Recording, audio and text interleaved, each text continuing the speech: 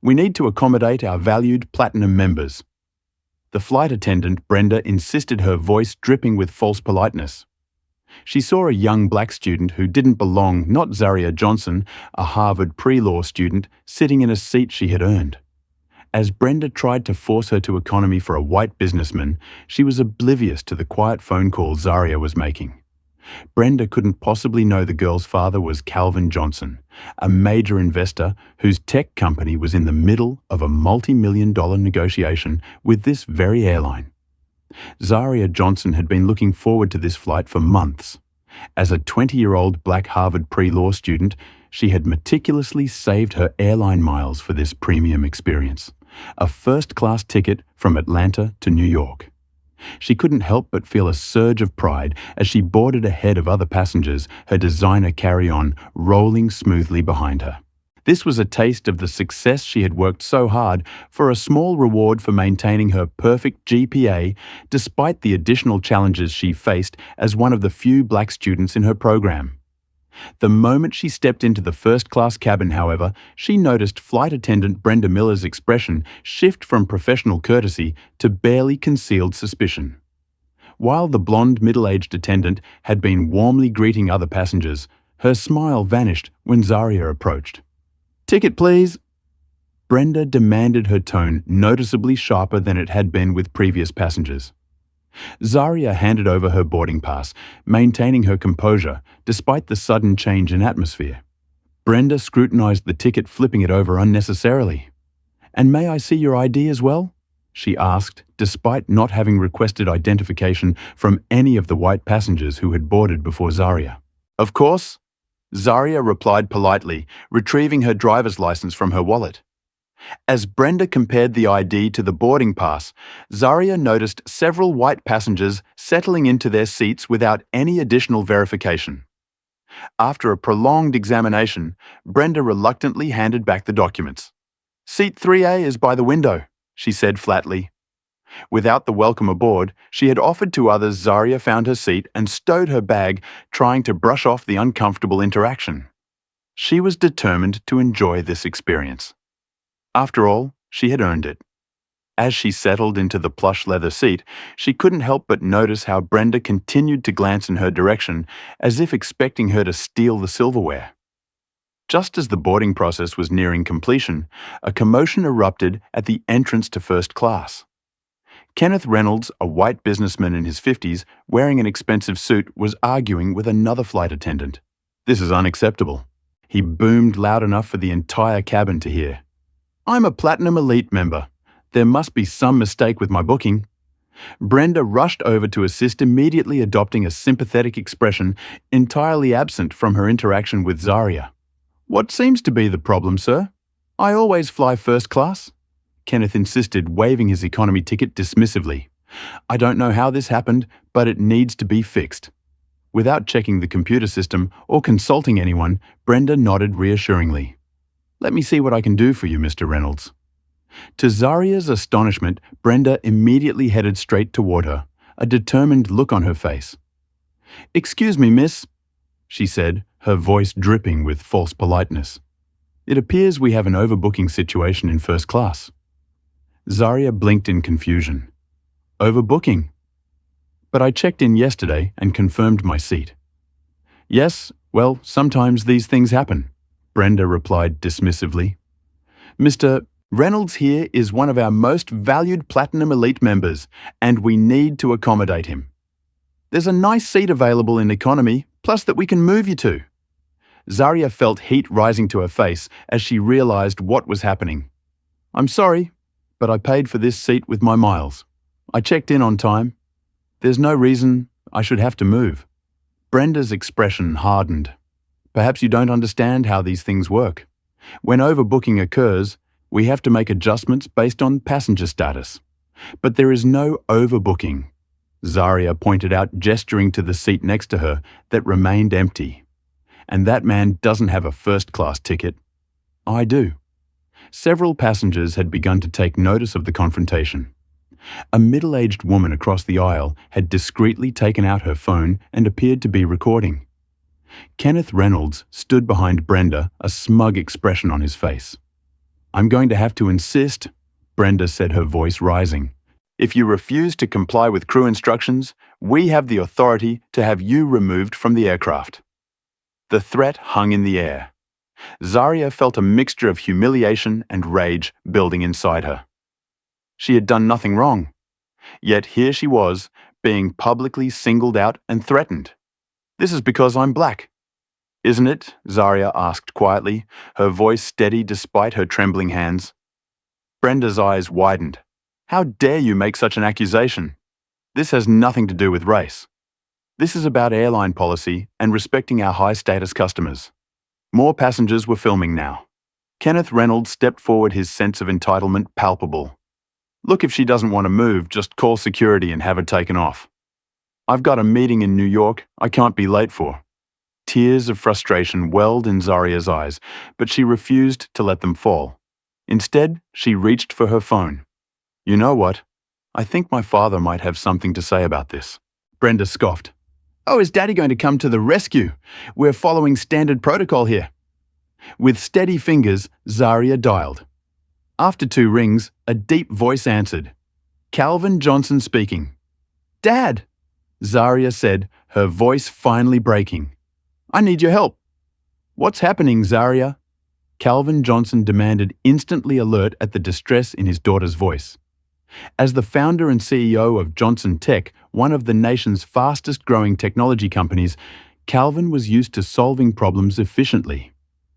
Zarya quickly explained the situation, her voice growing steadier as she recounted the discriminatory treatment. The entire first-class cabin had fallen silent, passengers straining to hear the conversation. Put the flight attendant on the phone. Calvin instructed, his voice calm but edged with steel. Zarya held out her phone to Brenda, who hesitated before taking it with visible reluctance. This is Senior Flight Attendant Brenda Miller, she said in her most professional tone. What followed was a one-sided conversation that left Brenda's face draining of color with each passing second. The passengers couldn't hear Calvin's words, but the effect was immediate.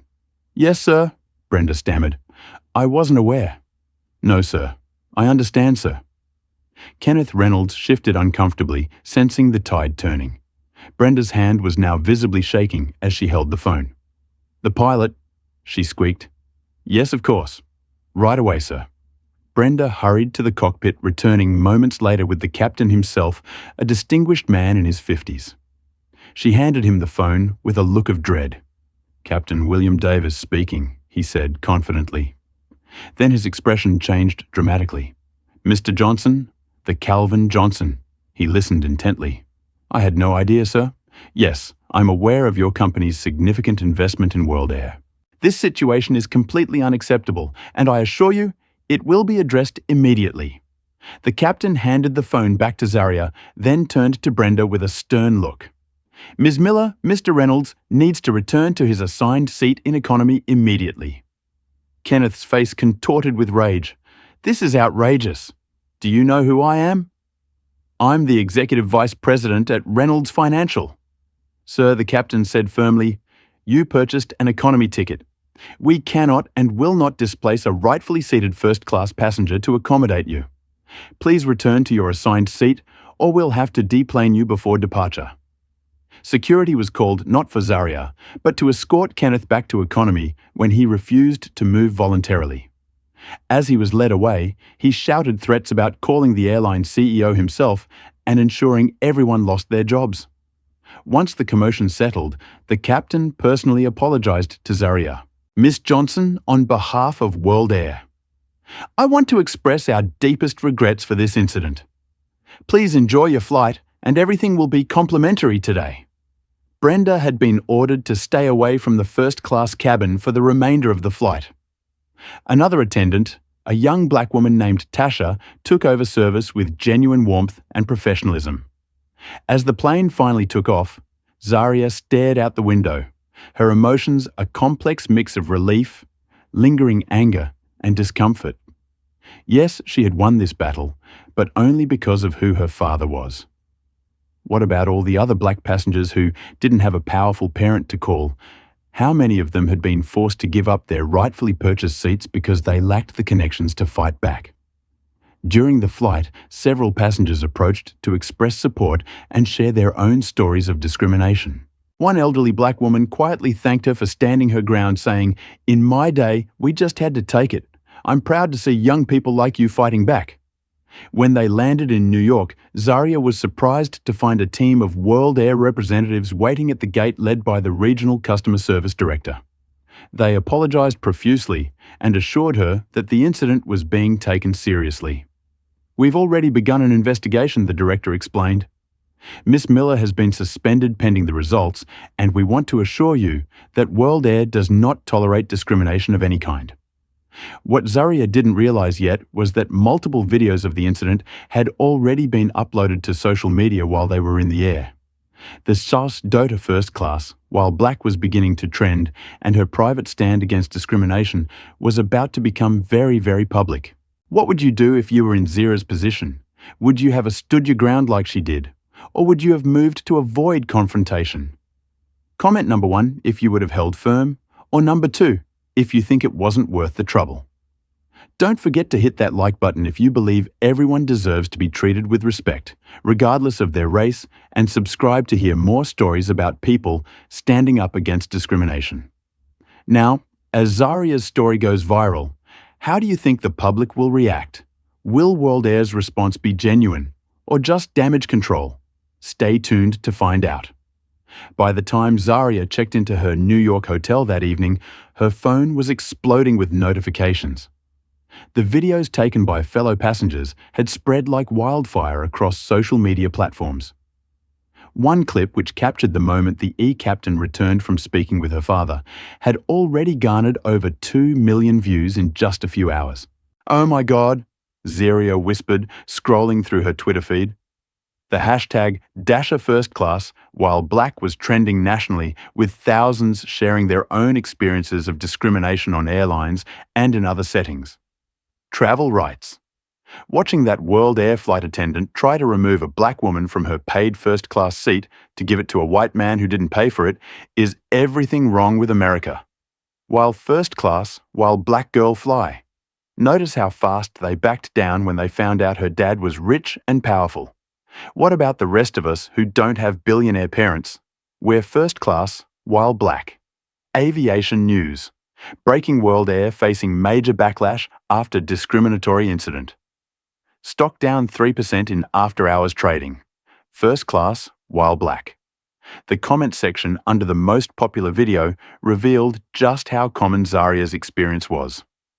"This happened to me last month on Delta Jet. They said I must be in the wrong seat because I didn't look like I belonged in first class. I've literally had flight attendants ask me if I'm lost when I try to sit in business class. The shock on their faces when I show them my ticket is priceless and sad. This is why I dress up when I fly first class now. Sad that I have to look wealthy just to be left alone in a seat I paid for." World Air's PR team had scrambled to issue a statement while Zira was still in the air. World Air is aware of an incident involving one of our passengers and is conducting a thorough investigation. "We have a zero-tolerance policy for discrimination of any kind and take these allegations very seriously." The flight attendant involved has been suspended pending investigation. "We are in contact with the affected passenger and are working to address the situation appropriately." The statement was being picked apart online, with many criticizing its vague language and emphasis on allegations despite clear video evidence. Mainstream news outlets had picked up the story by morning. Some framed it supportively. Black Harvard student stands her ground against airline discrimination. Others seem to question the severity. Airline seating dispute goes viral. Racial incident or misunderstanding. Zaria's phone rang. It was her father. "Have you seen the news?" Calvin asked. "It's everywhere, Dad," Zaria replied, still in disbelief. "I just wanted to get to New York for my internship interview. I didn't mean to start a whole movement." "That's often how these things happen," Calvin said wisely. "One person stands up and it gives others courage." His tone turned serious. "But we need to talk about how to handle this. The media will be coming for you." As if on cue, Zaria's other line beeped. An unknown number. "That's probably them starting now." Calvin said, "Listen, say nothing until we get you proper representation." This isn't just about one flight attendant or one airline anymore. You're about to become the face of something bigger. Calvin was right. Within hours, Zaria had received interview requests from major networks including CNN, MSNBC, and even Fox News. Her social media follower count had jumped from a few hundred to over 50,000 overnight. World Air released an updated statement announcing that senior flight attendant Brenda Miller had been suspended without pay pending a full investigation and that they were implementing additional diversity training for all staff. Meanwhile, internet sleuths had identified Kenneth Reynolds, the businessman who had demanded Zaria's seat. His company, Reynolds Financial, was facing its own backlash as people flooded their social media accounts with comments about the incident. Reynolds issued a statement through his company's PR team. There was a misunderstanding regarding airline seating arrangements. At no point did I request that anyone be removed based on their race. I regret if my actions were perceived otherwise. The non-apology only fueled more outrage. As news of the incident spread, so did the hate mail. Zaria's university email inbox filled with messages ranging from disappointingly racist to frighteningly violent. Go back to flying economy where you belong. Playing the race card to get special treatment. Typical. People like you are what's wrong with this country. Watch your back. That last one made Zaria's blood run cold. She forwarded it to campus security, who promised to monitor the situation. Her roommate Taylor called from campus. Zaria, people are going through your Instagram and Twitter looking for anything they can use against you. They're even contacting people who've taken pictures with you, asking for dirt. Why would they do that? Zaria asked, genuinely bewildered. Because you're threatening the status quo, Taylor explained. You're showing what black people go through every day, and some people would rather discredit you than face that reality. Zaria sat on her hotel bed, the weight of what was happening finally sinking in. She had stood up for herself on that plane, but now she was standing for something much bigger. The question was she ready for what would come next? The following morning, Zaria awoke to discover that the narrative had begun to shift in disturbing ways. While scrolling through her phone, she noticed several conservative news outlets had picked up the story with a decidedly different spin. Privileged daughter of tech billionaire uses father's influence to bully airline staff. Race card. Black student plays victim to get special treatment on flight. World Air employee suspended for doing her job. The untold story. One particularly inflammatory article featured a quote from an anonymous World Air employee. What the K videos don't show is how disruptive Ms. Johnson was before the recording started. She was argumentative with the crew from the moment she boarded, demanding special treatment and making other passengers uncomfortable. The senior flight attendant was simply following protocol for disruptive passengers. Soraya stared at the screen in disbelief. She had been nothing but polite throughout the entire ordeal. This was a complete fabrication. Meanwhile, Kenneth Reynolds had secured an interview on a major morning news program. Looking polished and sympathetic, he recounted a version of events that barely resembled reality. I was simply asking about available seating options as a frequent flyer when this young woman started making accusations of racism, he claimed. Next thing I know, she's on the phone with her father threatening to have everyone fired. If anyone was discriminated against, it was me. I was treated like a criminal just for making a routine inquiry. Ed, the show's host, nodded sympathetically. Without challenging any of his claims, social media had become a battleground. While many continued to support Zaria, a counter-hashtag had emerged. Spryer boycott World Air, bizarrely framing the airline as the victim for suspending Brenda. What was even more disturbing was the leaked internal memo from World Air executive leadership that someone had anonymously sent to Zaria regarding the Johnson incident. Our public strategy is to show appropriate concern while minimizing the EI racial component. The passengers' claims are impossible to verify. Our legal team advises against any admission of systematic problems. Focus messaging on our commitment to reviewing all passenger interactions rather than acknowledging any specific wrongdoing. Stock price protection must be our priority. Zaria forwarded the memo to her father, her hands shaking with anger. They're trying to make this go away. without addressing the real problem. Calvin sighed heavily. I'm not surprised, but I am disappointed. I've already reached out to some of the other major investors, but Zaria, there's something else you should know. He paused. My company is suddenly facing a routine audit from regulators. The timing seems suspicious. You think it's connected? Zaria asked, alarmed. In business, there are no coincidences, Calvin replied grimly. Someone's sending a message. When Zaria returned to Harvard the following week, she felt the atmosphere had changed. Students whispered as she walked by. Some offered support, but others conspicuously avoided her. In her constitutional law class, a professor who had always been friendly suddenly called on her with unusual frequency, challenging her answers more aggressively than those of other students. Ms. Johnson, he said during one particularly tense exchange. Perhaps if you spend as much time studying precedent as you do appearing on television, your arguments would be more compelling. Several students gasped at the obvious disrespect. The professor had never spoken to any other student that way. After class, the department head called Zaria into her office. We've received some concerns about your recent media attention, she said carefully. Harvard values its reputation for academic focus. Some feel that your situation is becoming a distraction. A distraction, Zaria repeated incredulously. I was discriminated against, and now I'm being blamed for it. Would Harvard prefer I had just given up my seat and reinforced that treating black passengers differently is acceptable? The department head's expression remained neutral. No one is saying that. We just want to ensure that your academic standing remains your priority. As Zaria left the office, she received a notification on her phone. Someone had dug up tweets she had posted 3 years earlier about police brutality and systematic racism. They were being circulated with misleading context, painting her as a radical extremist who cries racism at every opportunity. That evening, someone slipped an anonymous note under her dorm room door. Know your place or suffer the consequences. Campus security increased patrols around her residence hall, but Zaria still felt exposed. The backlash was growing beyond social media into something more tangible and threatening. When she called her father to update him, she could hear the strain in his voice. 3 of our major corporate clients have suddenly cancelled their contracts, Calvin revealed. No explanation given, just sudden termination notices.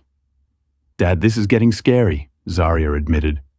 Maybe I should just issue a statement saying it was all a misunderstanding and move on. There was a long pause before Calvin responded, Is that what you want to do?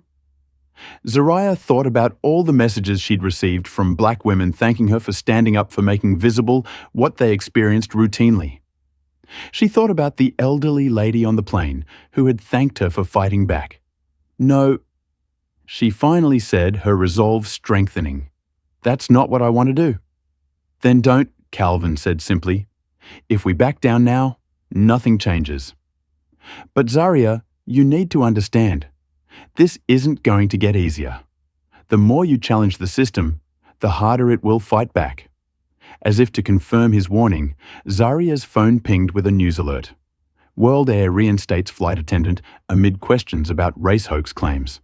They hadn't even completed their investigation, but Brenda Miller was already being restored to her position. The message was clear. Despite the videos, despite the witnesses, the system was closing ranks. Zaria took a deep breath and made a decision. Dad, I think I need a lawyer. We're going to file a discrimination lawsuit. Maya Washington announced, her voice steady and confident. As one of the nation's most respected civil rights attorneys, Maya had built her career taking on corporate giants and systemic discrimination. Her office in downtown Manhattan exuded both professionalism and warmth, with walls adorned with framed newspaper headlines documenting her most significant victories. Zaria and Calvin Johnson sat across from her, reviewing the detailed complaint she had prepared against World Air. This case has all the elements we need, Maya explained, her fingers tapping the thick document. Clear discriminatory treatment captured on video, witnesses willing to testify, and evidence suggesting this isn't an isolated incident, but rather part of a pattern at World Air. Calvin nodded, his face grave. What about the backlash they've already started targeting my company and Zaria is facing hostility at school? Maya's expression softened slightly. That's unfortunately common in high-profile discrimination cases. The system fights back, but it also tells us they're scared. They wouldn't be working this hard to discredit Zaria if they didn't know she could win. Zaria took a deep breath. I'm ready. Not just for me, but for everyone who's ever been through this without having the resources to fight back. The lawsuit was filed the next morning. Within hours, World Air's aggressive legal team had responded with threats of countersuits for defamation and business interference, claiming Zaria had misrepresented the incident for publicity and financial gain. When asked for comment, World's spokesperson released a statement.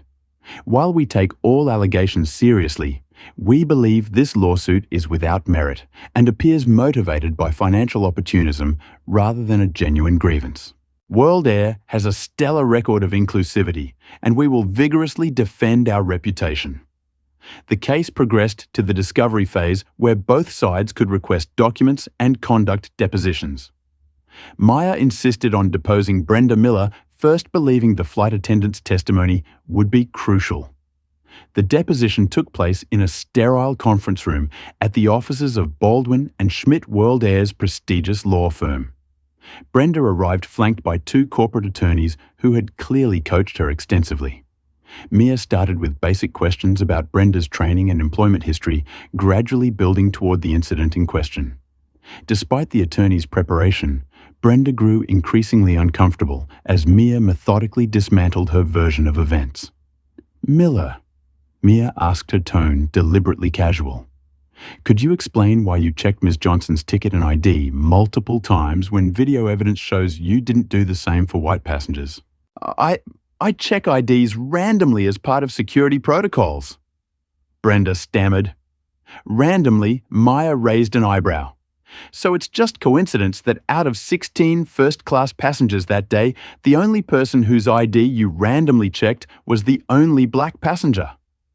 One of World Air's attorneys interjected. Objection. Argumentative. Maya continued undeterred. Ms. Miller was there any legitimate reason why Mr. Reynolds, who held an economy ticket, should have been given a first-class seat over Ms. Johnson, who had a confirmed first-class reservation. Brenda shifted uncomfortably. He was a frequent flyer with status. So World Air's policy is that a white man with status but an economy ticket takes precedence over a black woman with a confirmed first-class ticket. That's not... I didn't mean. Brenda's composure cracked. Look, we're trained to accommodate certain types of passengers, the preferred passengers. And what does a preferred passenger look like to you, Ms. Miller? The room fell silent. After a long pause, Brenda whispered, like Mr. Reynolds, I suppose. The World Air attorneys looked stricken. One frantically scribbled a note and slid it in front of Brenda, but the damage was done. Maya pressed on. Have you received specific training about accommodating white passengers over others? Not explicitly, no, Brenda admitted. But there's an understanding. We're told to give special attention to our traditional customer base. That's the term they use in training. By the end of the deposition, Brenda had admitted to racial biases in World Air's training and culture that the company had never acknowledged publicly. The discovery process revealed more damning evidence. Internal emails showed a pattern of similar incidents across World Air's network, with customer complaints from minority passengers often flagged as sensitive, no response needed in their system. Most shocking was an email chain between executives discussing how to manage the optics of passenger demographics in premium cabins to maintain the comfort of our core customer base. The messages stopped just short of explicitly stating that core customers meant white passengers, but the implication was unmistakable. As these revelations began leaking to the press, Kenneth Reynolds filed his own lawsuit against Zaria for defamation, claiming she had maliciously mischaracterized him as racist, causing substantial damage to his reputation and business. Meanwhile, Zaria faced growing pressure at Harvard. Anonymous complaints had been filed questioning her academic integrity, forcing her to defend papers and exams she had completed. Though the investigations found no wrongdoing, the process itself was draining and distracting. The preliminary hearing for Zaria's case against World Air attracted substantial media attention. Reporters packed the courtroom as Mia presented their evidence of systematic discrimination. World Air's attorneys argued that the incident was a regrettable misunderstanding influenced by factors other than race. Judge Richard Harmon, a stern man in his 60s with a reputation for conservative rulings, surprised observers with his comments during the hearing. While I understand the plaintiff believes this is about race, he remarked, "Couldn't this simply be an employee having a bad day? Are we to believe every customer service failure involving people of different races is discrimination?" Maya countered firmly. "Your Honor, when a pattern of bad days consistently affects only passengers of color, that's not coincidence. That's discrimination." Outside the courthouse, Zaria faced a barrage of reporters. Following Maya's guidance, she kept her comments brief and focused. This case isn't just about one seat on one flight. It's about whether companies can maintain policies that treat people differently based on the color of their skin. I believe the evidence speaks for itself. As she walked toward her car, a reporter shouted, "How does it feel to know you're destroying people's careers over a simple mistake?" Zaria paused, turning slowly to face the cameras. "I didn't destroy anyone's career," she replied evenly. "Discrimination did. And until we acknowledge that, nothing will change. Have you ever stood up against unfair treatment, even when it would have been easier to stay silent?" Comment number 1, if you've challenged discrimination in your own life. Or number 2, if you're inspired to be more courageous after hearing Zaria's story.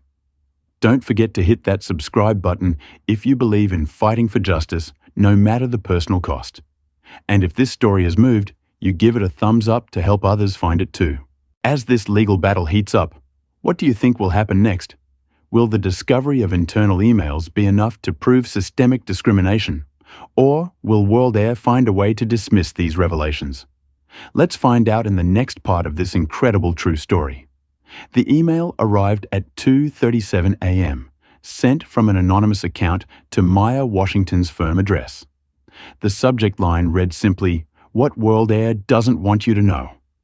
Maya almost dismissed it as spam until she noticed the attachment, an internal World Air document labeled Passenger Allocation Algorithm Confidential.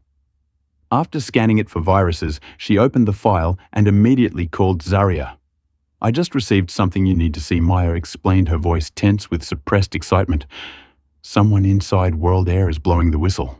The document detailed an algorithm used by World AIR's booking system that systematically flagged demographic anomalies in premium cabins and identified passengers for potential reallocation during crowded flights while carefully avoiding explicit racial terminology. The algorithm used proxies such as passenger names, addresses in predominantly minority neighborhoods, and even profile photos from linked frequent flyer accounts to assign customer experience priority scores. "They've been systematically pushing minorities out of first class," Maya explained. "And they built an entire system to do it while maintaining plausible deniability." The anonymous whistleblower had included additional documents, training materials, instructing gate agents on how to approach reallocations with minimal resistance, and statistics showing that black passengers were 16 times more likely to be downgraded than white passengers with identical ticket types and status levels. Maya immediately filed the new evidence with the court. World Air's attorneys scrambled to have it dismissed, claiming the documents were obtained illegally, but Judge Harmon allowed them with the caveat that the source's identity would need to be revealed eventually. As Zaria and Maya dug deeper into the evidence, they discovered something even more disturbing. Kenneth Reynolds wasn't just an angry passenger. His investment firm had significant holdings in World Air's parent company, and he personally sat on advisory boards with several of World Air's executive team members. This wasn't random, Zaria realized. He specifically targeted me, knowing the crew would back him up. Calvin Johnson made his own discovery while reviewing his company's investment portfolio. The investment firm that manages our World Air stake has been concealing information from us. He told Zaria during their weekly strategy call they've been deliberately omitting the airline's internal reports on passenger treatment from the materials they provide to minority investors. "How is that legal?" Zaria asked. "It's not," Calvin replied grimly. "But proving it would require access to documents they'll fight to keep sealed." The case took another troubling turn when a financial journalist uncovered connections between Judge Harmon and World Air's leadership. The judge had received over $50,000 in speaking fees from conferences organized by subsidiaries of World Air's parent company in the years before taking the bench. While not technically illegal if disclosed properly, the potential conflict of interest cast a shadow over his impartiality.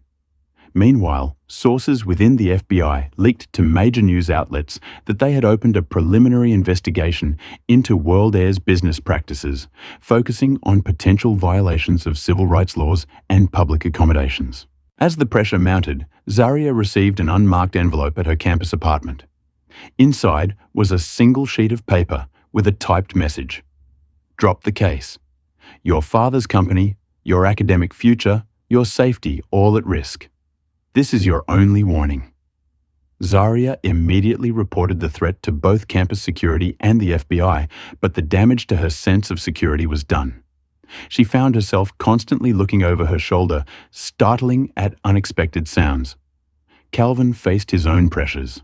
Several business partners approached him privately expressing concerns about his daughter's lawsuit and suggesting it might be better for everyone if she agreed to settle quickly and quietly. "They're afraid," Calvin explained during a late-night call with Zaria and Maya. "If World Air goes down for this, a lot of other companies with similar practices could be exposed. The system protects itself." Maya nodded grimly. "We've also discovered attempts to hack into our case files. Our IT team caught someone trying to access our servers last night. They're getting desperate. The most frightening incident occurred 3 days before a major hearing." Zaria was crossing the street near the courthouse after a preparation meeting with Maya when a black sedan accelerated through a red light, missing her by inches. A bystander pulled her back just in time. The driver sped away, and despite traffic cameras in the area, police reported that the vehicle's license plates were obscured and the driver couldn't be identified. "That wasn't an accident," Zaria told her father that night, her voice shaking despite her efforts to stay calm. "They're trying to scare me off." Calvin wanted to hire private security for his daughter, but Zaria refused. "If I show up to court with bodyguards, it changes the narrative. They'll say I'm using my father's money to create drama." Instead, she agreed to Ma's suggestion to vary her routes, never travel alone, and keep location sharing active on her phone at all times. As the case moved forward, World Air's stock price began to suffer. Major institutional investors were quietly reducing their positions, concerned about potential liability and reputation damage. The company's desperate attempts to control the narrative were failing as more employees, emboldened by the whistleblower, began speaking out about the toxic culture. The night before a crucial hearing, Maya received another anonymous email. This one contained a voice recording of a meeting between World Air's CEO legal team and Kenneth Reynolds discussing how to handle the Johnson situation. "This needs to go away," Reynolds could be heard saying. "Whatever it costs. My contacts at regulatory agencies can keep the heat on Johnson's company indefinitely. Everyone has skeletons. We just need to find theirs." The CEO's response was cautious but damning. "Let's be careful about direct threats. But yes, we need this resolved before the algorithm documentation becomes public. The implications go far beyond this one case." Maya immediately sent the recording to her cybersecurity team to verify its authenticity.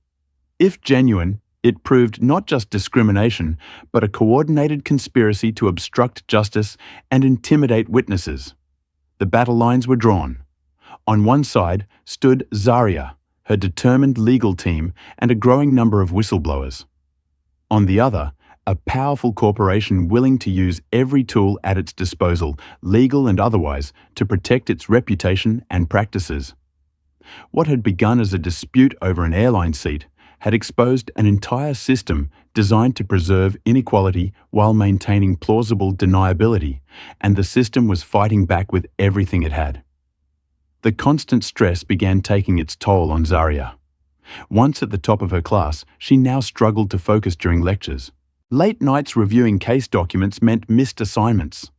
The fear following the near accident had her jumping at shadows leading to insomnia that further impacted her academic performance. Professor Williams, her constitutional law instructor, called her in after she dozed off during class. "Miss Johnson, your midterm paper was barely passing quality. This is not the work I've come to expect from you." "I'm sorry," Zaria murmured, exhaustion evident in her voice. "The case is taking more time than I expected." The professor's expression hardened. "While your activism may generate headlines, your primary responsibility is to your education. Perhaps you should consider whether this lawsuit is worth jeopardizing your future for." The following week, Zaria was summoned to meet with Dean Roberts. The university official sat stiffly behind his mahogany desk, a folder open before him. "Ms. Johnson, several faculty members have expressed concerns about your academic standing." He began without preamble. "Additionally, the administration is worried about how your continued media presence might reflect on Harvard's reputation." Zaria straightened in her chair. "My lawsuit against World Air has nothing to do with Harvard." "But it does," Dean Roberts countered. "When you appear on national television, you're identified as a Harvard student. Your actions reflect on this institution." He closed the folder. "We've received several complaints from alumni and donors expressing discomfort with the university being associated with such a controversial case." "Controversial," Zaria repeated incredulously. "Standing against discrimination is controversial." "Perception matters," the dean replied coldly.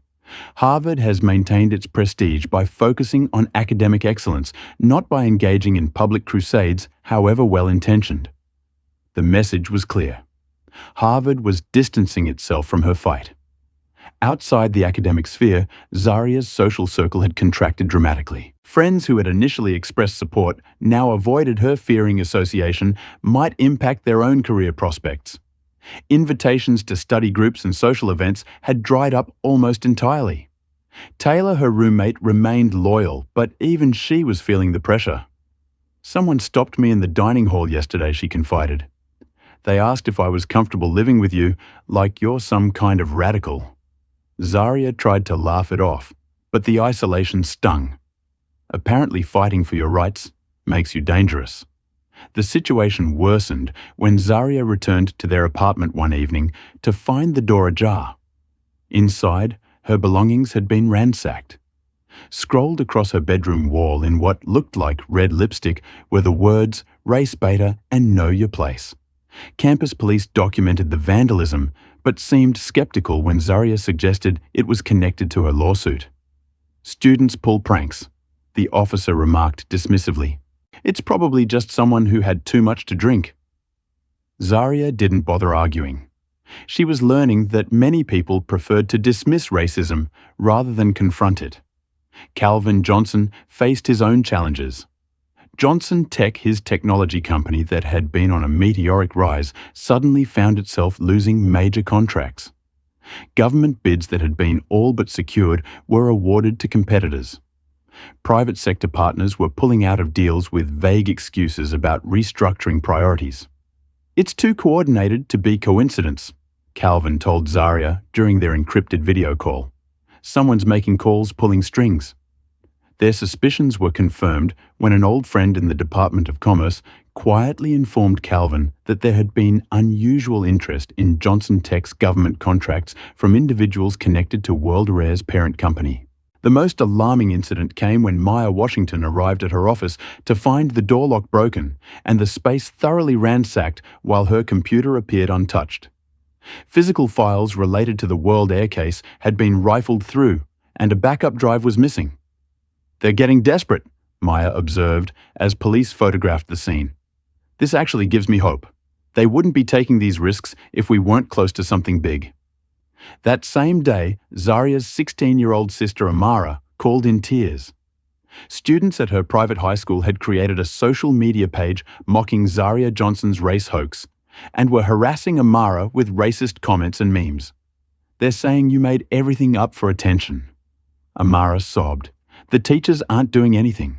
They say it's just kids having opinions." Hearing her sister's distress was the breaking point for Zaria. She'd been prepared to face consequences herself, but watching her family suffer was almost unbearable. Maybe we should settle, she suggested during an emergency meeting with Maya and Calvin later that day. They're offering a substantial amount. We could use it to fund scholarships or support other discrimination cases. Calvin studied his daughter's face, noting the dark circles under her eyes and the tension in her shoulders. Is that what you want, or what you think you should want? I don't know anymore, Zaria admitted. I started this to stand up for what's right. But at what cost? Your company is suffering. Amara is being bullied. I'm about to flunk out of Harvard. Maybe changing the system isn't worth destroying everything we've built. Maya remained silent, allowing the father and daughter to work through the moment. Calvin leaned forward. When I started Johnson Tech, everyone told me a black man couldn't succeed in the tech industry without compromising. I refused to believe them. Every door that closed just meant I needed to build my own doorway. He reached for Zaria's hand. Whatever you decide, I'll support you. But remember why you started this fight. Before Zaria could respond, her phone rang. It was an unknown number, but something compelled her to answer. Is this Zaria Johnson? A distorted voice asked. Yes, she replied cautiously. I know who's pressuring your father's company. I know why the judge is biased against you. I have proof of Reynolds's connection to World Air's discrimination policies. The voice paused. Check your email in 5 minutes. After that, this number won't work again. The call ended. Zaria looked up at her father and lawyer hope flickering for the first time in weeks. I think we just got another ally. The stress and doubt of the past months had nearly broken her. But in that moment, Zaria remembered something her grandmother used to say. When the path gets darkest, that's how you know you're heading toward tea. The light. I'm not settling, she announced, her resolve strengthening.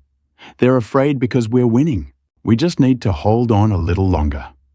The headline splashed across the Wall Street Journal's front page shocked Zaria to her core. Tech CEO Calvin Johnson urges daughter to settle discrimination case against World Air. The article quoted Calvin as saying, "While I support my daughter unconditionally, I believe this case has become unnecessarily adversarial. A resolution that acknowledges concerns while allowing all parties to move forward would be in everyone's best interest." Zaria stared at her phone in disbelief. Her father had been her strongest supporter throughout this ordeal. Why would he suddenly undermine their case publicly without even discussing it with her first? She immediately tried calling him, but his assistant said he was unavailable. His text response was equally confusing. Trust the process. Can't talk now.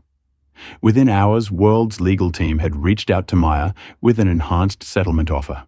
$5 million for Zaria personally, with an additional $15 million to establish a customer relations improvement fund. The catch, a comprehensive non-disclosure agreement that would prevent Zaria from ever discussing the incident or World Air's policies.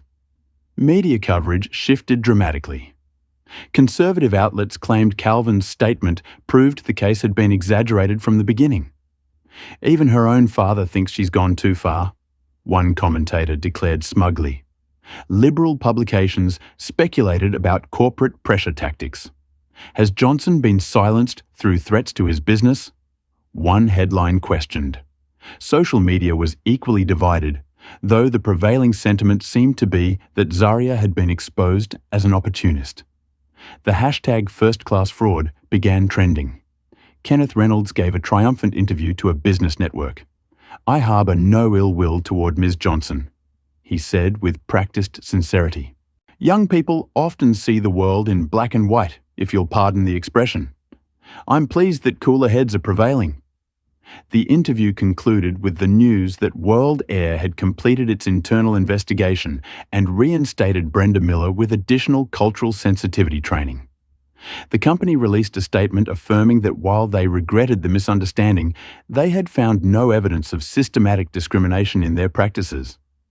Zaria felt utterly betrayed and isolated. Harvard students who had previously supported her now awkwardly avoided eye contact in hallways. One professor explicitly advised her to take the win and move on before her academic career became collateral damage. Even Maya seemed to be wavering. We should at least consider the offer she suggested during a tense meeting in her office. $20 million could fund a lot of advocacy work, but it would come with silence, Zaria countered. Everything we've uncovered, the algorithm, the training materials, the executive communications, all of it buried under legal agreements. How does that help anyone except World Air? Maya sighed, sometimes partial victories are all we get. The system is designed to wear down those who challenge it. That evening, as Zaria sat alone in her apartment, contemplating her options, she received an unexpected package. Inside was a USB drive and an unsigned note. Your father didn't betray you. They're blackmailing him. CTT attached. The drive contained emails between executives at Reynolds Financial and a shell company that had recently acquired a controlling interest in one of Johnson Tech's major lenders. The messages outlined a strategy to call in Johnson Tech's loans immediately if Calvin didn't publicly distance himself from his daughter's lawsuit. There was more. Financial records showing a coordinated effort to short Johnson Tech stock while simultaneously spreading rumors about accounting irregularities to financial journalists. Evidence of pressure applied to government agencies to scrutinize the company's contracts. The final document was a dossier on Calvin himself containing private information that could only have been obtained through illegal surveillance, including details about a past relationship that had ended badly. The threat was implicit but clear. Zaria immediately encrypted the files and sent copies to secure locations. Then she called her father using a disposable phone she had purchased for emergencies. "Dad, I know what's happening," she said when he answered. "I've seen the blackmail material." There was a long silence before Calvin responded, his voice heavy with relief and shame. "I'm sorry, Zaria. I thought I was protecting you and the company. They threatened everything we've built. Not just the business, but our family's reputation, your future." "It's not your fault," Zaria assured him. "But we can't let them win like this. These tactics prove how desperate they are." "What's your plan?" Calvin asked, the familiar determination returning to his voice. "First, we need to meet in person somewhere secure. Bring your most trusted security team." Zaria paused. "And Dad, we're going to need Maya, but I'm not sure who else on her team we can trust anymore." The next day, they gathered at a private home outside Boston, owned by one of Calvin's college friends. Present were Zaria, Calvin, Maya, and Taylor, whose family cybersecurity firm had been enlisted to secure their communications. Maya was visibly shaken after reviewing the evidence. "This goes beyond intimidation into criminal conspiracy," she acknowledged. "But it also explains something that's been bothering me. Information about our legal strategy has been leaking. Someone on my team must be compromised." They devised a careful plan. Maya would feed different pieces of false information to each member of her legal team, allowing them to identify the mole by which false details reached World Air's attorneys. Meanwhile, Calvin would appear to be cooperating with World Air's demands while actually gathering evidence of the blackmail attempt. As a board member of several major financial institutions, he had connections that could trace the money behind the shell companies targeting his business. Taylor's family firm would provide digital security and help recover the deleted surveillance footage from the hit-and-run attempt on Zaria. Her father, a former FBI cybercrime specialist, believed they could identify the vehicle and driver with enhanced imaging techniques. "What about the settlement offer?" Maya asked. "They'll get suspicious if we simply go silent." "Counteroffer," Zaria suggested. "Request a longer negotiation period. Ask for modifications to the NDA. Give them hope. We're caving while we build our counterstrike." The meeting lasted until dawn, but by the end, they had a comprehensive strategy. As they prepared to leave, Calvin pulled his daughter aside. "I've never been prouder of you," he said quietly. "You had every right to think I'd betrayed you, but instead you looked for the truth." Zaria hugged him tightly. "They thought attacking you would weaken us. They don't understand that's exactly what makes us fight harder." For the first time in weeks, Zaria felt a renewed sense of purpose. The forces aligned against her were powerful. But they had made a critical mistake. They had assumed she was fighting for herself, for money or recognition. They didn't understand she was fighting for something much bigger. The principle that justice shouldn't depend on wealth connections or the color of one's skin.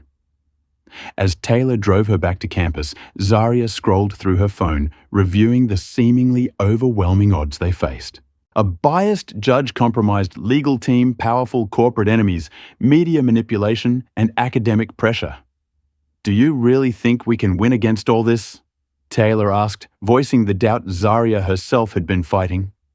Zaria thought about all the messages she'd received from people sharing their own experiences of discrimination, all hoping her case might change things. She thought about her sister Amara and the world she would inherit. "We have to," she said simply. "Because if people with every advantage, education, resources, connections can't stand up to this system, what hope does anyone else have? The battle ahead would be even more difficult than what they'd already faced." But for the first time, Zaria understood that the opposition's escalating tactics weren't signs of strength. They were signs of fear, and that gave her hope. Have you ever discovered that someone you trusted was being forced to work against you? Comment number 1. If you've experienced betrayal that later had an explanation, or number 2. If you've had to forgive someone who was caught in an impossible situation. Don't forget to hit that subscribe button if you want to see more stories about people fighting against systems designed to silence them. And drop a like if you're rooting for Zira to expose the corruption at World Air. The stakes keep getting higher in this battle for justice. Do you think Zaria's team will be able to identify the mole in their midst? Will Calvin's financial connections help them trace the money behind the blackmail attempt? Stay tuned for the next part where we'll see if truth and justice can triumph against corporate power. Operation Truthfinder began with Maya's carefully orchestrated leak of false information. Each member of her legal team received a different story about their next strategic move. Within 48 hours, World's attorneys filed a motion addressing the exact false information given to Derek Patterson, a junior associate who had joined the firm 6 months earlier. "It's confirmed," Mia told Zaria and Calvin during their secure video conference. "Patterson has been feeding them everything. He was hired specifically to infiltrate cases against major corporations. My investigator found payments to him from a shell company linked to the same network targeting Johnson Tech. Rather than confronting Patterson immediately, they decided to use him to their advantage, deliberately feeding him misleading information while pursuing their actual strategy through trusted channels.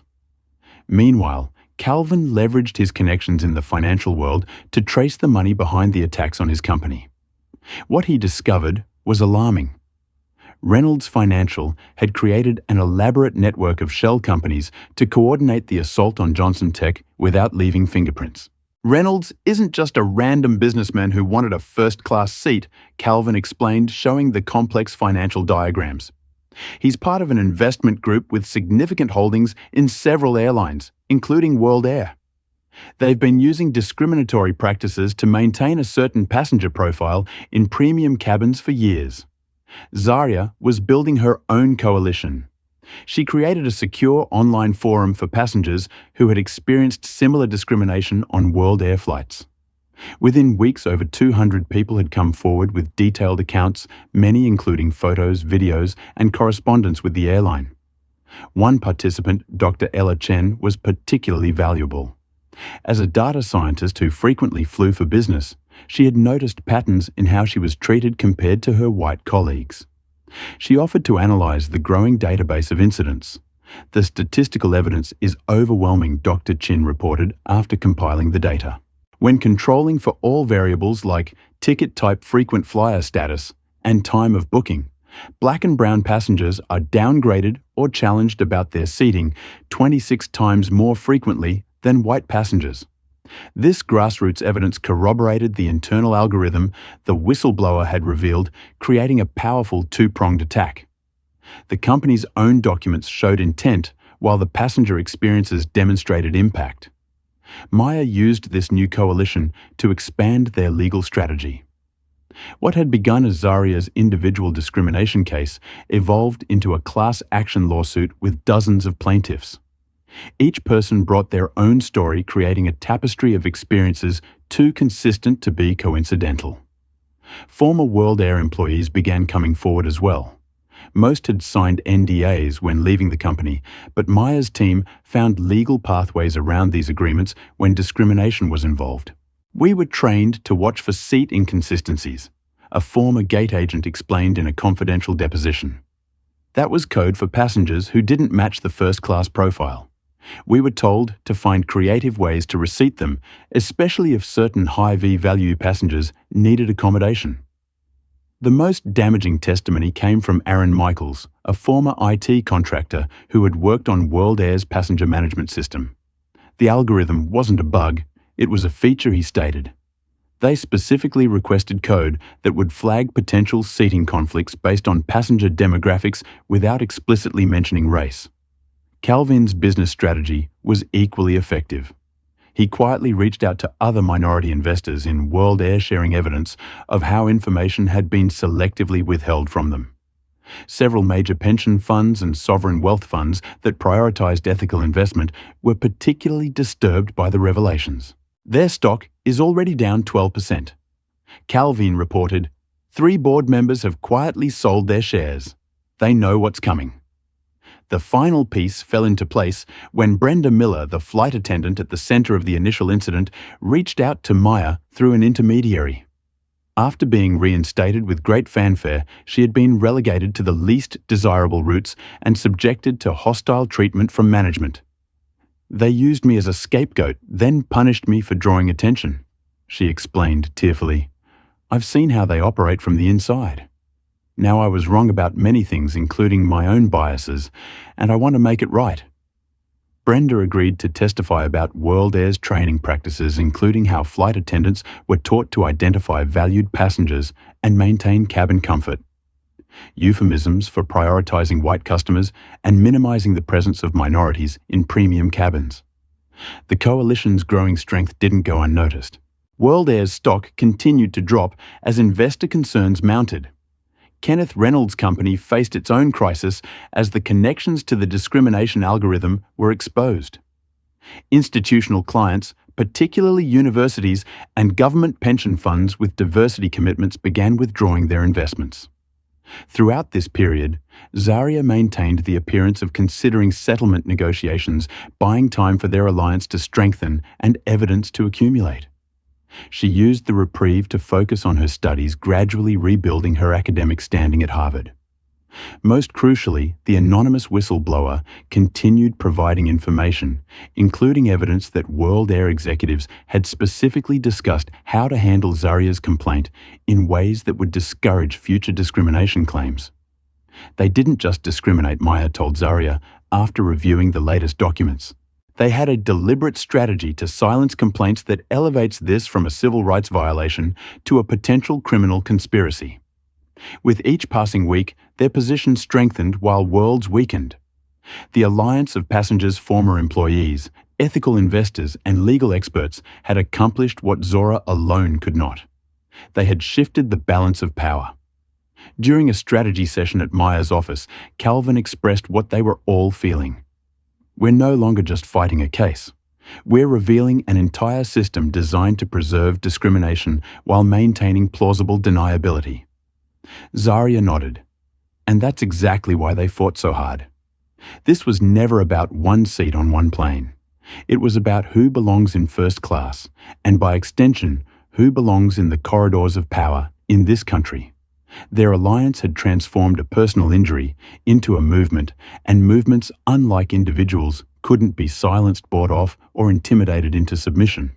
Maya Washington stood before Judge Harmon, her posture confident despite the gravity of the moment. Your Honor, in light of the substantial new evidence and the significant number of additional plaintiffs, we are filing an expanded class action lawsuit against World Air for systematic discrimination against minority passengers. The courtroom was packed with journalists, legal observers, and many of the plaintiffs who had joined the case. Zaria sat at the front table beside Maya, her expression composed despite the butterflies in her stomach. World Air's lead attorney, James Baldwin, immediately objected. Your Honor, this is clearly an attempt to inflate a simple customer service incident into something it never was. The plaintiffs are engaged in a fishing expedition, attempting to extract a settlement through media pressure and expanding claims.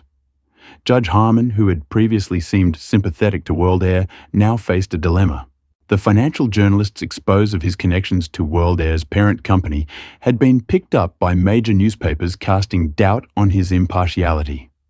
Ethics complaints had been filed with the Judicial Review Board. "Mr. Baldwin," the judge said carefully, "given the number of plaintiffs now involved and the nature of the evidence submitted, I believe this case warrants full exploration. Your objection is overruled."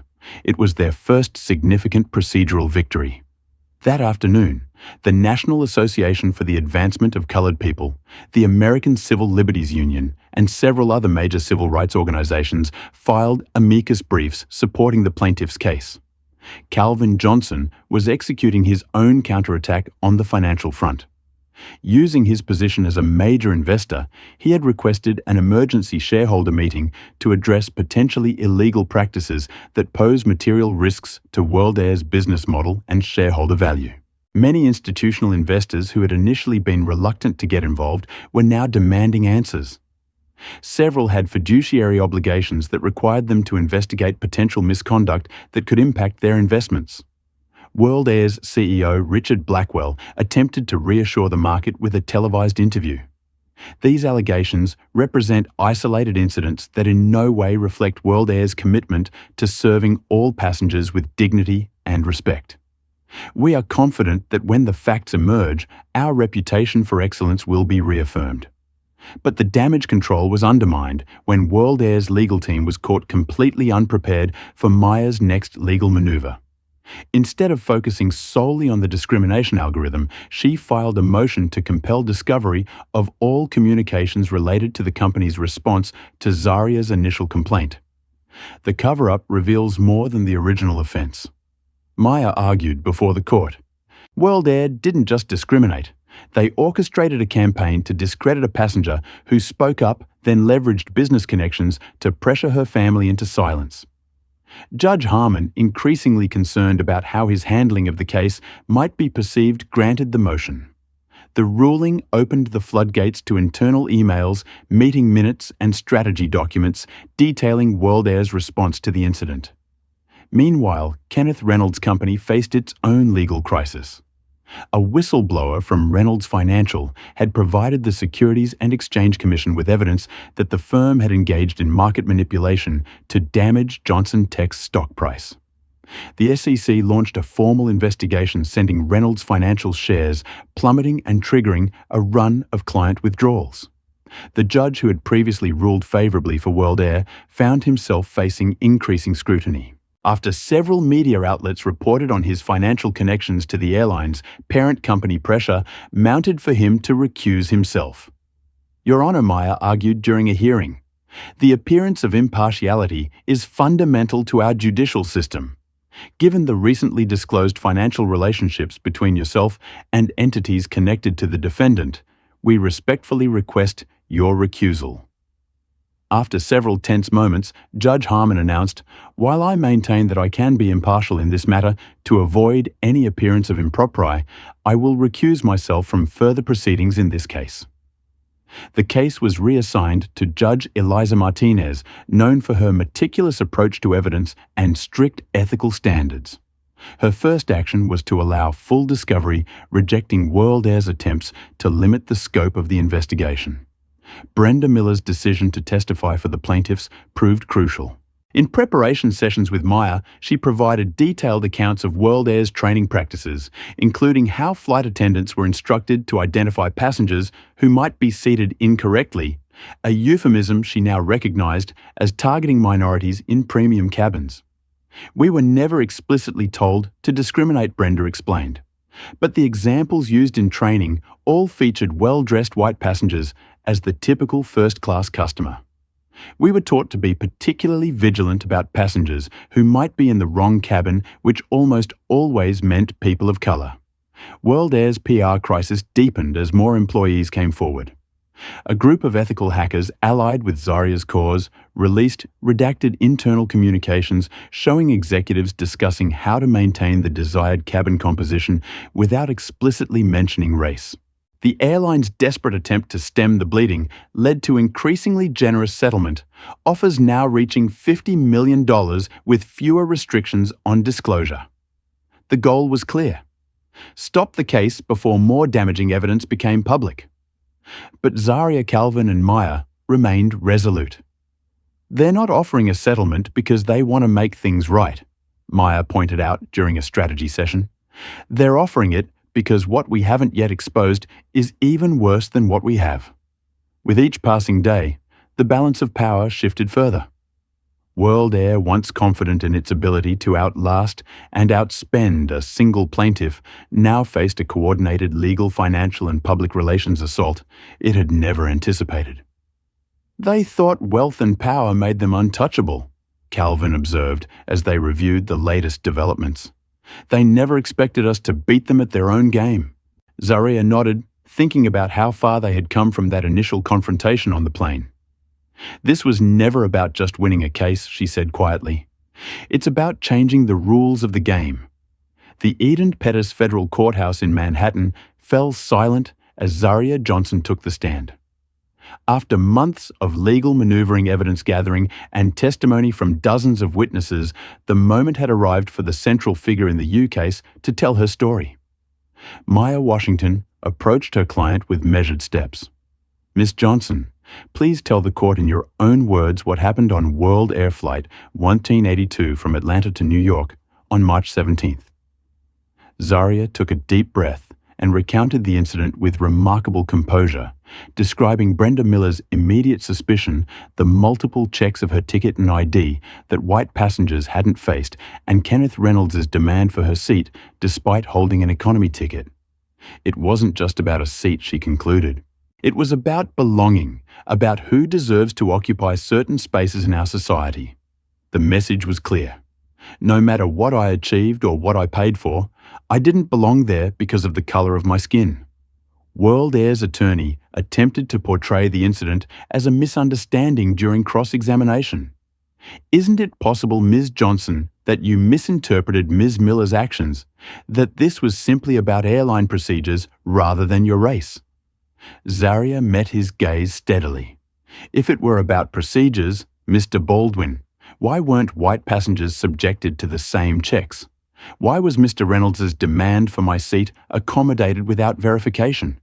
Why did the situation only resolve when my father's position was revealed? She paused. The pattern is clear to anyone willing to see it. Brenda Miller's testimony the following day created an even greater stir.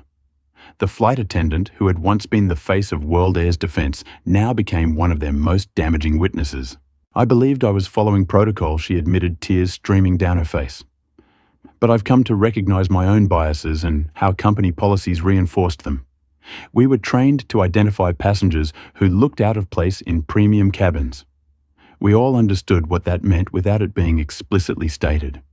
When asked why she had changed her position, Brenda replied simply, because living with a lie was destroying me. Because I want to be part of the solution, not the problem.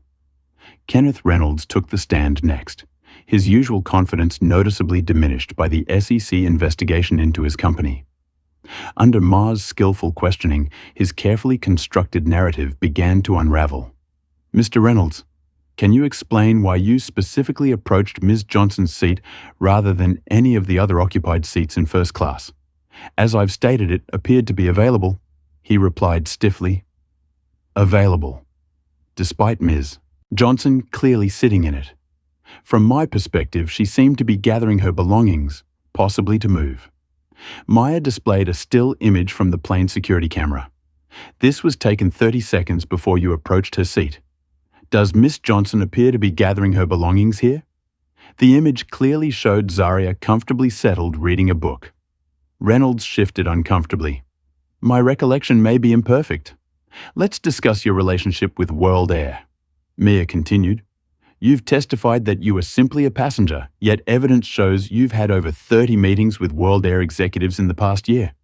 Can you explain that discrepancy?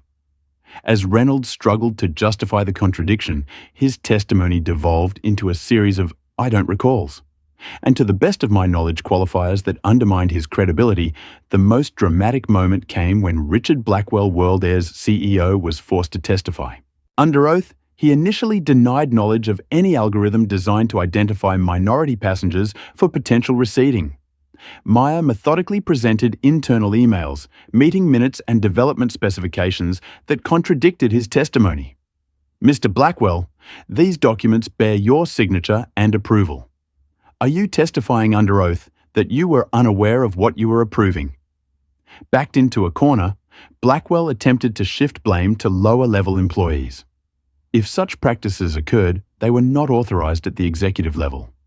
Meyer presented one final document minutes from a board meeting where Blackwell himself had discussed the passenger composition management system and its benefits for maintaining the expected first-class environment.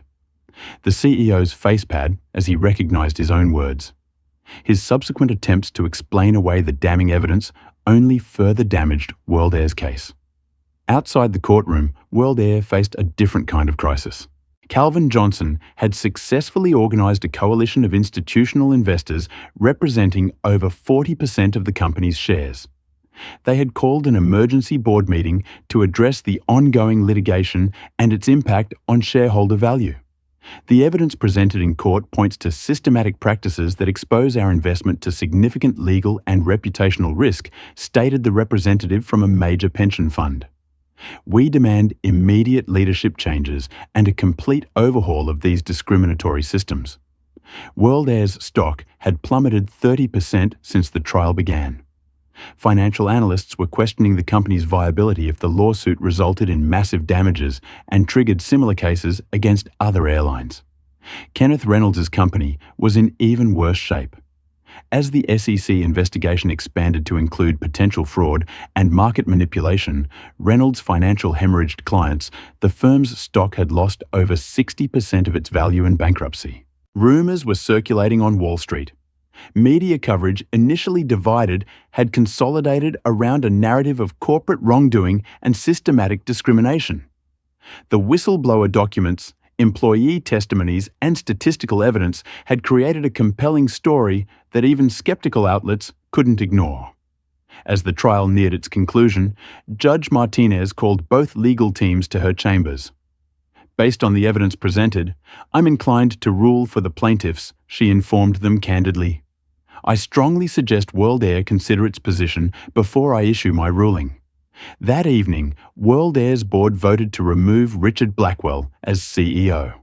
The company's new leadership reached out to Meyer with an unprecedented offer.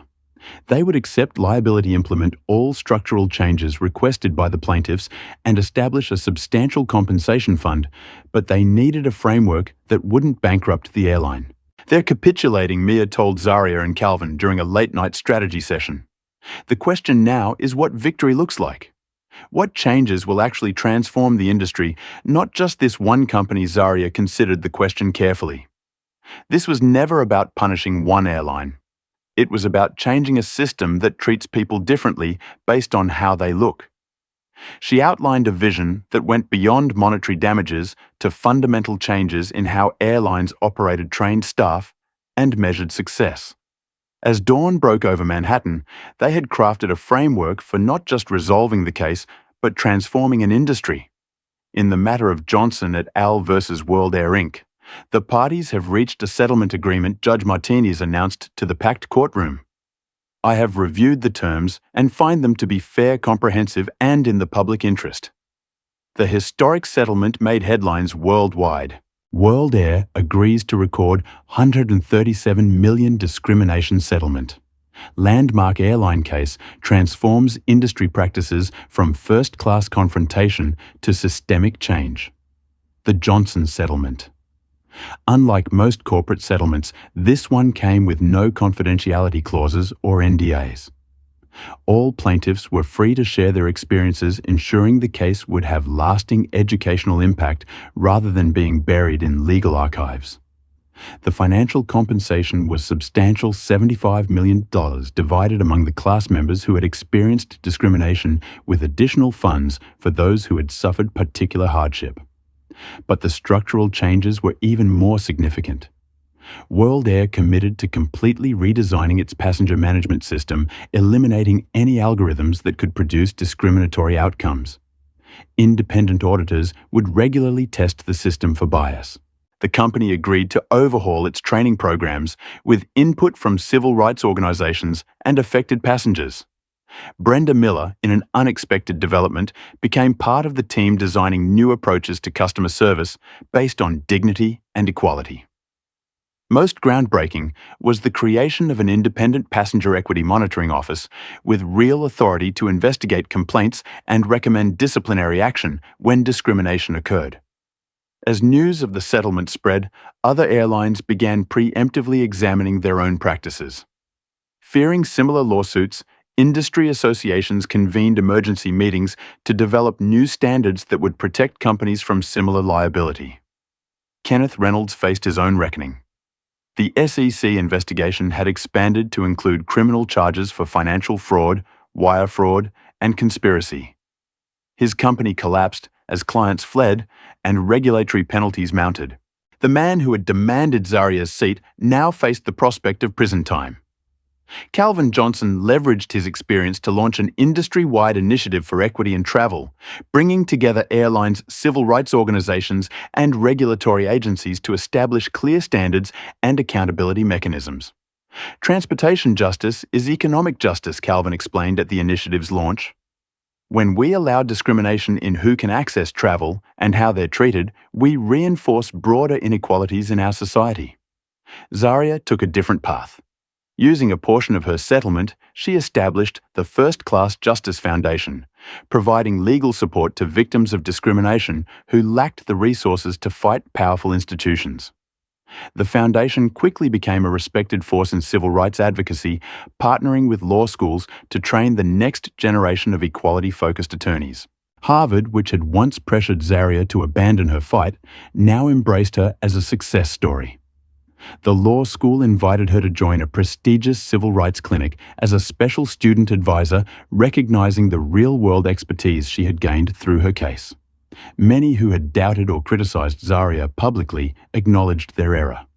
Media outlets that had questioned her motives or downplayed the discrimination now produced special reports on systemic bias in customer service across industries. At the foundation's opening ceremony, Zaria reflected on the journey. What began as a humiliating moment on an airplane revealed something profound about our society. When we're told we don't belong in certain spaces, whether it's a first-class cabin, a boardroom, or a courtroom, we have a choice.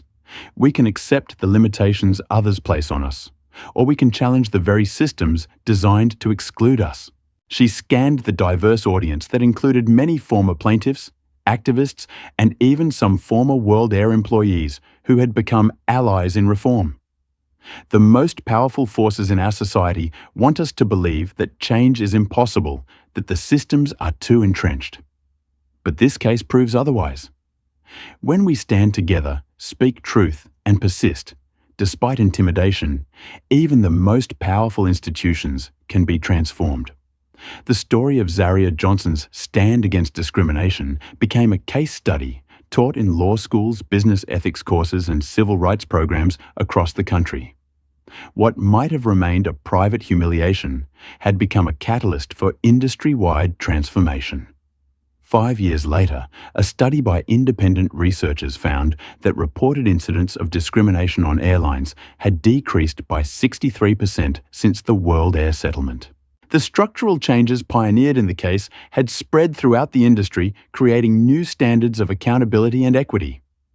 During a flight to a speaking engagement, Zaria found herself once again in first class. As she settled into her seat, the flight attendant smiled warmly. "Ms. Johnson, it's an honor to have you aboard. Your case changed everything about how we work." Looking around the cabin, Zaria noted the diverse passengers all being treated with equal respect and dignity. She thought about how many people would never know what it had taken to create this change. The threats, the isolation, the moments of doubt and fear. But as the plane rose above the clouds, she felt a profound sense of peace. The fight had been worth every painful moment. Because of her willingness to stand firm that day, countless others would never have to experience what she had endured. The seat beside her remained empty until the last moment when an elderly black woman boarded and checked her ticket. "Is this to be?" she asked tentatively. "Yes, it is," Zaria confirmed with a smile. "Welcome to first class. You belong here." The woman settled in, her expression a mixture of enjoyment and lingering apprehension, the kind that comes from a lifetime of being made to feel out of place in premium spaces. "First time in first class?" Zaria asked gently. "Yes," the woman admitted. "I've always been nervous to try even though I could afford it." "I've heard the stories?" Zaria smiled. "Things have changed. Enjoy every moment of it. You've earned it." As the plane accelerated down the runway, Zaria reflected on how change happens. Not always through grand gestures or famous victories, but often through ordinary people refusing to accept injustice, even when standing alone. The true measure of progress wasn't just in courtroom victories or policy changes, but in moments like this. An elderly black woman, feeling perhaps for the first time that she truly belonged in a space once designed to exclude her. That was the real transformation, not just in systems and policies, but in human dignity and belonging. Zaria Johnson's story teaches us that standing up against discrimination requires more than just individual courage. It demands strategic resilience and collective action. When confronted with systemic racism, the opposition often escalates before it retreats, using wealth connections and institutional power to silence those who challenge the status quo. True change happens when we refuse to be intimidated. Gather evidence methodically, build coalitions across different spheres of influence, and target the policies that enable discrimination rather than just the individuals who enact it. The case demonstrates that corporate accountability is possible when we expose not just isolated incidents, but patterns of behavior. By revealing World AIR's discriminatory algorithm training practices and executive decisions, Zaria transformed a personal humiliation into industry-wide reform. Her experience shows that technology and systems often reflect and amplify existing biases unless explicitly designed for equity. Perhaps most importantly, the story reminds us that belonging in spaces traditionally reserved for the privileged is a fundamental right worth fighting for. When Zaria refused to give up her seat, she wasn't just defending a personal purchase. She was challenging the invisible boundaries that determine who deserves dignity and respect in our society. Her victory created pathways for others to occupy spaces previously denied to them, proving that persistence in the face of injustice doesn't just win cases. It transforms systems and expands human possibility. Have you ever witnessed or experienced discrimination in spaces where you were made to feel you didn't belong? What did you do in that moment? And looking back, would you have handled it differently? Share your story in the comments below. Your experience might give someone else the courage to stand up next time. If this story resonated with you, please hit that like button to help it reach others who need to hear this message of courage and transformation. Subscribe to our channel for more powerful stories about ordinary people creating extraordinary change in the face of injustice. Remember, whether you're standing up against discrimination or supporting those who do, every action matters in creating a world where everyone belongs. Thank you for joining us today, and may you always find the strength to occupy your rightful place with dignity and conviction.